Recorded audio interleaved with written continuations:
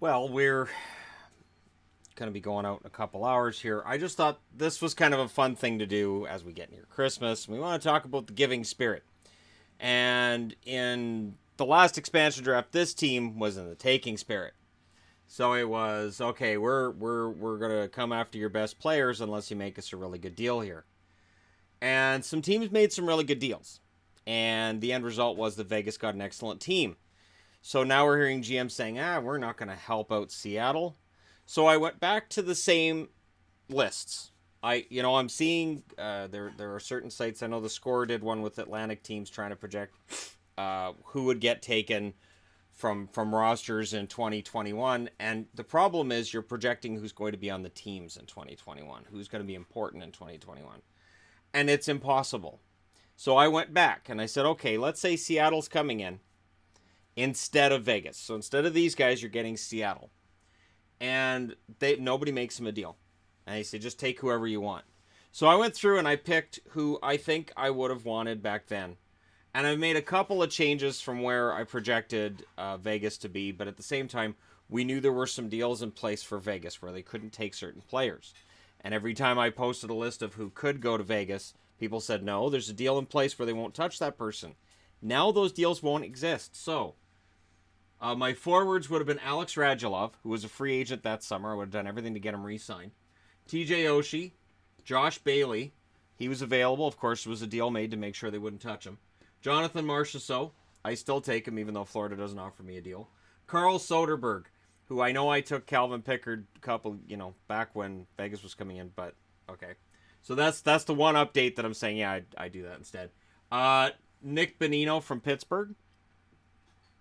David Perron, so same from St. Louis. Eric Stahl from Minnesota. So for that veteran presence in the locker room and that strength down the middle. Dale Weiss is who I would have taken from Philadelphia instead of Belmar. Riley Sheehan from Detroit. Austin Watson from Nashville. I've always liked that kid. You can go back to videos from 2 years ago and find that. Joakim Nordstrom from Carolina. Yanni Gourde from Tampa. And Steve Yzerman was absolutely not going to let Yanni Gourde slip through his fingers. And they ended up instead making a deal where Garrison, I believe it was Garrison that went from Tampa, right? William Carrier from Buffalo. Jujar Kara from Edmonton, because the potential for me was there even then. Alex Chason, I've always liked Chason. Brandon Leipzig, I didn't change that. I didn't change Timo Pulkkinen either. That's not Minnesota. Anyways, Pulkkinen would have been the one that I drafted. I know it wasn't Minnesota. It's going to drive me nuts. Doesn't matter.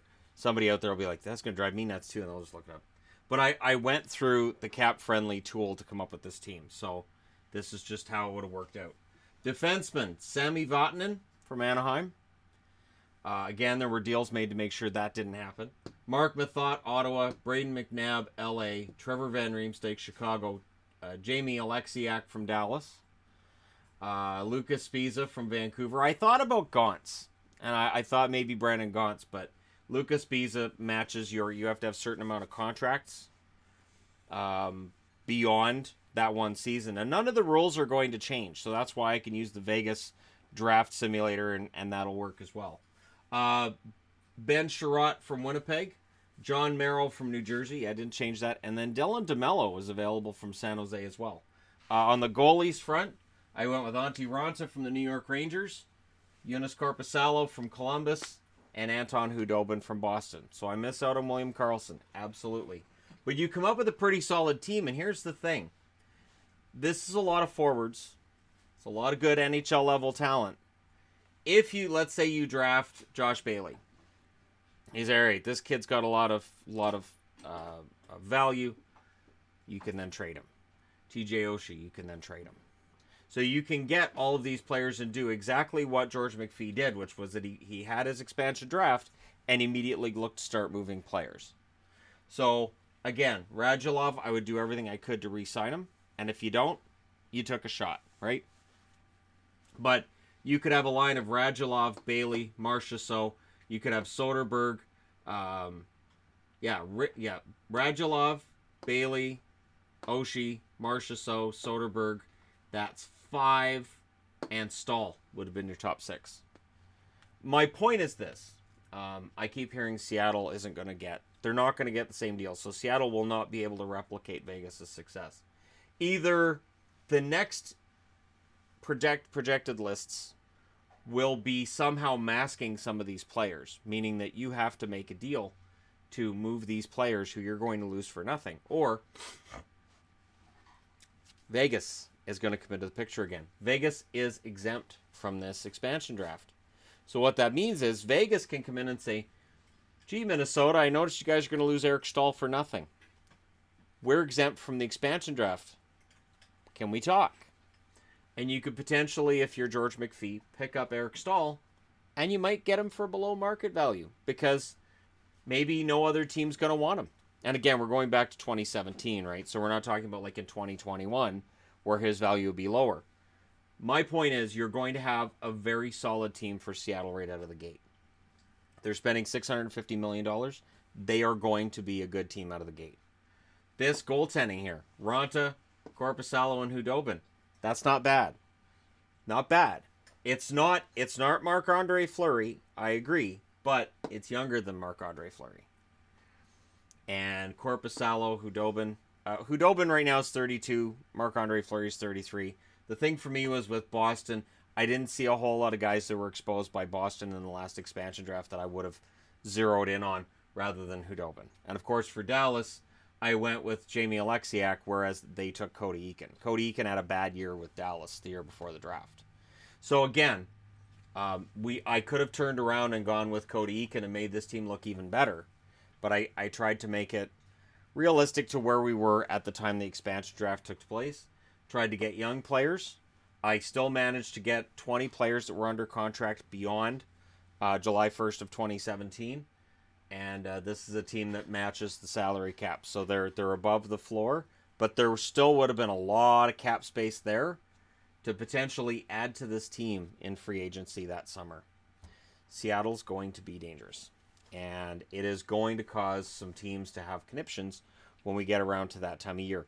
No movement clauses still have to be protected.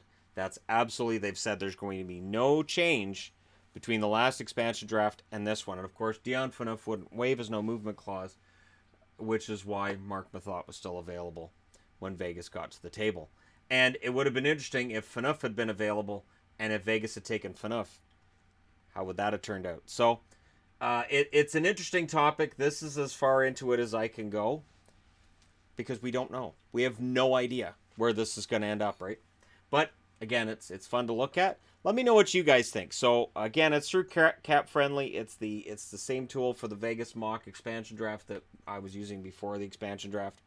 And I'm trying to use it to get an idea of what kind of player, what level of player Seattle's going to get. If all these NHL teams say, we're not making a deal, now take whoever you want. Because there's a danger in that too. When you've got this quality of player available, you're not going to end up with an expansion team that looks like what Tampa, Atlanta, and the Ottawa Senators had when they began their run, or San Jose began as an NHL team as well. This is going to be a pretty solid team. But let me know your thoughts in the comment section below as always. Don't forget to hit like and subscribe if you're browsing your way through, you just happened upon this video. And again, you guys can run through the tool as well. I'll link it in the description below this video. Let me know what team you guys come up with. It is a fun thing to do. And hey, thank you guys so much for watching. I'll talk to you again soon.